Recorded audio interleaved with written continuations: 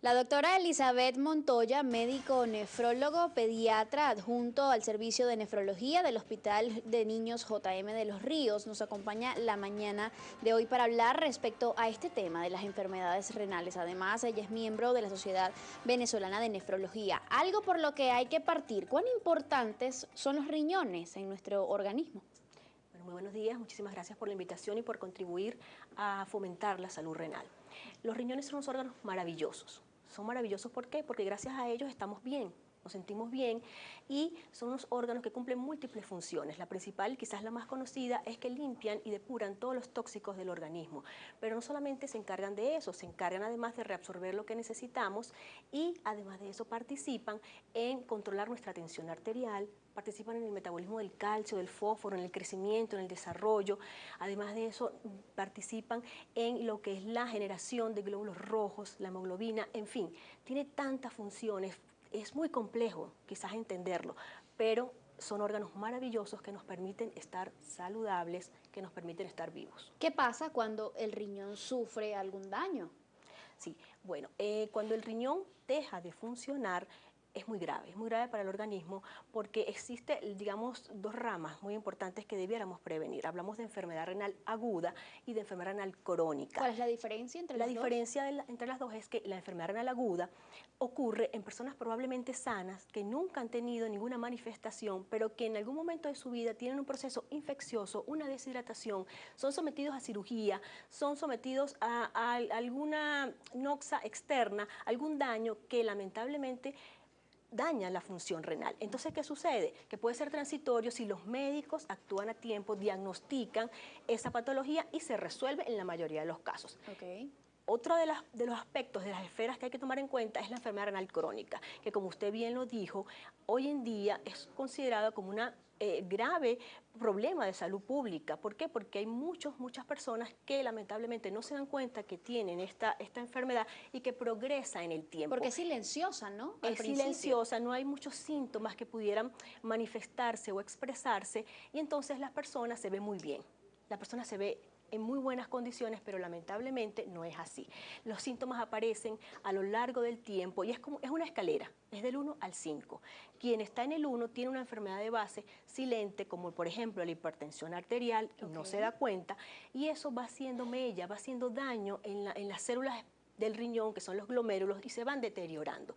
Y así progresivamente la escalera va subiendo hasta el estadio 5, en donde ya no hay nada que hacer. ¿Por qué? Porque la persona tiene que ir a una terapia sustitutiva de la función renal, que puede ser la diálisis peritoneal o la hemodiálisis. Y el tratamiento definitivo es el trasplante renal, que sin duda alguna salva vidas y mejora la calidad de vida de estas personas. Un poco para resumir entonces, la enfermedad renal aguda puede tener cura con un buen tratamiento, pero la enfermedad renal crónica definitivamente no. Aparte de la hipertensión arterial, ¿qué otras patologías de base o enfermedades, digamos, subyacentes previas pueden generar daños en el riñón que ocasionen una enfermedad renal crónica? Sí, hay una gran gama de enfermedades que pueden comprometer la salud de los adultos y de los niños. En el caso de los adultos, es fundamental el control de la diabetes. La diabetes y la hipertensión arterial son la primera causa de enfermedad renal crónica en los adultos.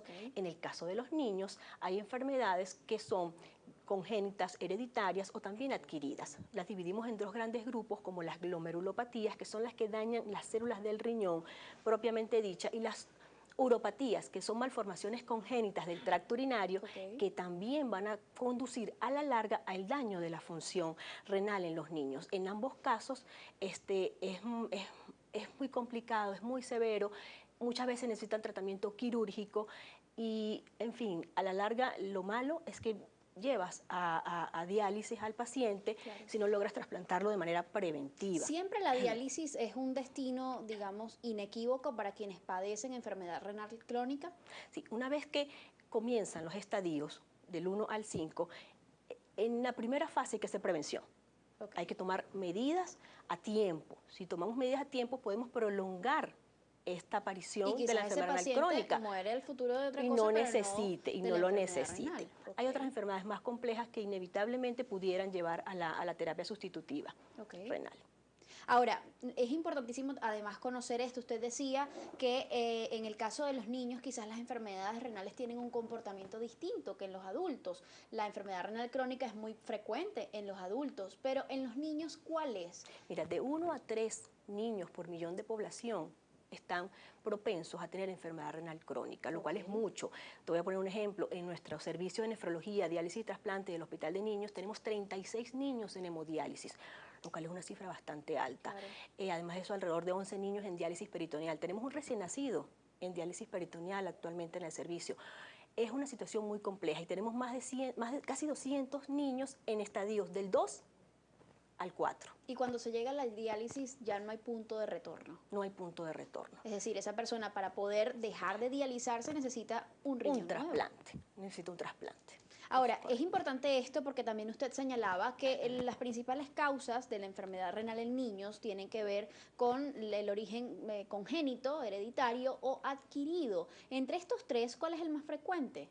Actualmente, nuestros registros reportan que las enfermedades del tracto urinario, que son malformaciones o anomalías, representan la primera causa de niños en enfermedad renal crónica, como por ejemplo el reflujo vesicoureteral, como por ejemplo las vejigas neurogénicas, hidronefrosis, que son una serie de alteraciones en la estructura de las vías urinarias y del riñón.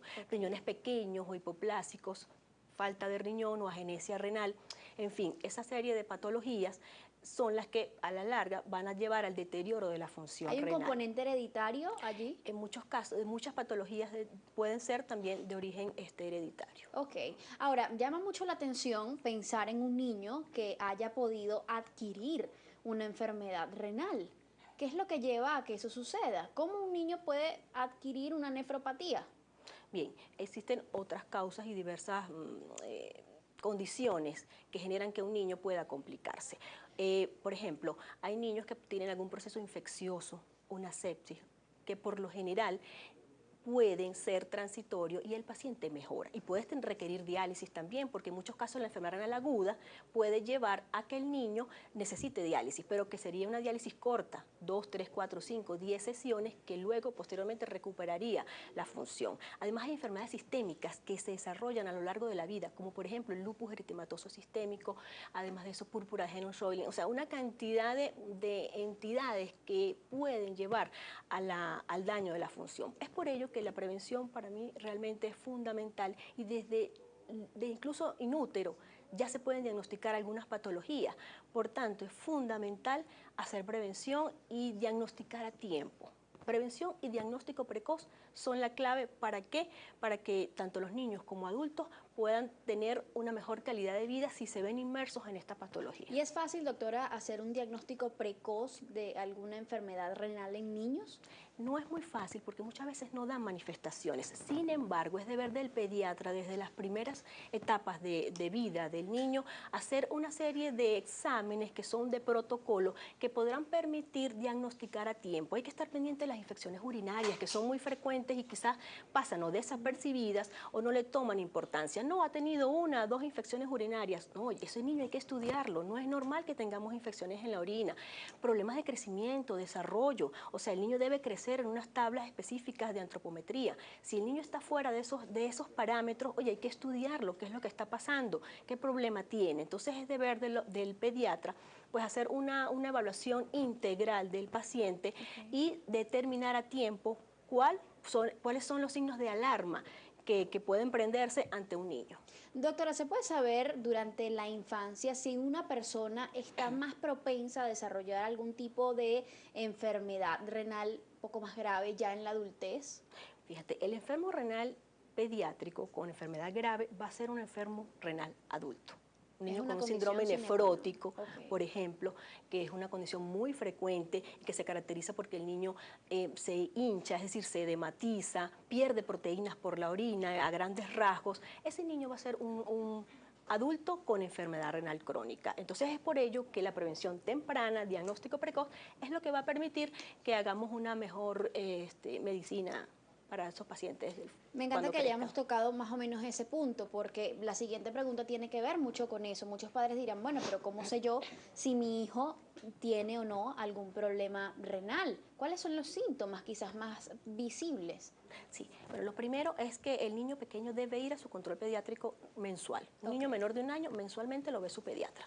El niño que se queja para orinar, que puja, que llora, que hace infecciones de orina, que orina con sangre, un niño que puede además hincharse o edematizarse, son algunos elementos que pueden ayudar. Otro caso es el niño que no progresa bien en su peso y su talla, puede tener alguna manifestación de alguna tubulopatía, que son daños que por lo general son transitorios, pero que también van a repercutir en el peso y en el crecimiento, sobre todo, de estos niños. Bien, entonces como que a grandes rasgos hay que tomar, además de eso el pediatra, tomar tensión arterial. Los niños también pueden tener hipertensión. Entonces hay una serie de elementos que conoce su pediatra y que va a determinar cuál es el camino a seguir, qué exámenes voy a pedir. Un examen simple de orina debe pedirlo el médico, un perfil 20. Con eso podemos orientarnos. Además, un simple eco renal para saber que tenemos 2 riñones de buena forma, buena ecogenicidad, buen tamaño, acorde a la edad. Son cosas sencillas, relativamente económicas, que pueden realizarse en las primeras etapas y luego, según el crecimiento, el pediatra sabe cuándo evalúa cada cierto tiempo al niño en edad de lactante mayor, preescolar, y hasta llegar al adolescente. ¿La frecuencia al orinar también pudiera estar delatando? Correctamente, el niño que no orina, que pasa mucho tiempo sin orinar, eso debe llamarle a los padres. El niño que orina mucho, el niño que tiene mucha avidez por los líquidos. Entonces hay cosas que los padres hacen el llamado al médico y el médico entonces allí realiza el screening o el estudio pertinente. ¿En qué se basa específicamente el diagnóstico de nefropatías en niños y adolescentes? ¿Qué es lo que se practica? Bien, finalmente cuando se diagnostica, por ejemplo, un síndrome nefrótico que tiene mala evolución, que es el niño que se hincha, que no orina, que pierde proteínas, el diagnóstico final es una biopsia del riñón, que es un procedimiento relativamente sencillo y en donde se ve desde el punto de vista de anatomía patológica cuál es el diagnóstico preciso y exacto. No obstante, antes de todo esto y de acuerdo a la patología del paciente, si estamos hablando de uropatías, el diagnóstico se hace con estudios más complejos desde el punto de vista, por ejemplo, primero el eco renal, luego la cistografía miccional, un gamagrama renal, en fin, el pediatra debe derivar al paciente una vez que hace el diagnóstico, bien sea tanto al nefrólogo como al urólogo pediatra en el caso de las uropatías. En fin, son enfermedades complejas. Son enfermedades complejas que necesitan muchas veces manejo multidisciplinario y entra en juego entonces la parte dietética, la parte de buenos hábitos de alimentación, que esto nos va a ayudar a permitir que el niño no... Un estilo de vida saludable. Es correcto. Entonces son, como te dije, son complejas, pero que se pueden manejar y de manera multidisciplinaria y podemos llevar adelante a este niño para que sea un adulto que tenga una mejor calidad de vida. Respecto a nuestros países vecinos, ¿cuál es la prevalencia de las enfermedades renales en Venezuela, en adultos, en niños? Fíjate, las estadísticas de nuestro país por lo general no son muy precisas o muy recientes. Los estudios que hemos hecho revelan lo que le comenté, de 1 a 3 niños, otros países reportan de 4 a 7 niños por millón de habitantes por año, van a generar la enfermedad o van a tener la predisposición a que tengan la enfermedad renal crónica. ¿Y esto por qué, doctora? ¿Quizás algún problema cultural asociado de hábitos de vida, quizás? Hay factores que no pueden cambiarse. Hay factores que no pueden cambiarse, como las malformaciones, como las partes de la herencia. Hay enfermedades que son hereditarias. No obstante, en muchos casos, las enfermedades como las tubulopatías, la acidosis tubular renal, que es muy frecuente hoy en día el diagnóstico de los niños, los papás se preocupan mucho por ese diagnóstico. ¿A qué se refiere exactamente la acidosis tubular renal? Fíjate, en este caso es una enfermedad que puede conllevar a que el niño tenga problemas de tamaño fundamentalmente y se produce básicamente porque el riñón tiene un defecto en cuanto a la excreción de los ácidos y además de eso retiene los ácidos en el organismo y eso permite que no haya un buen crecimiento, se pierde el bicarbonato en otros casos y de manera, digamos, a resumen, el paciente no crece.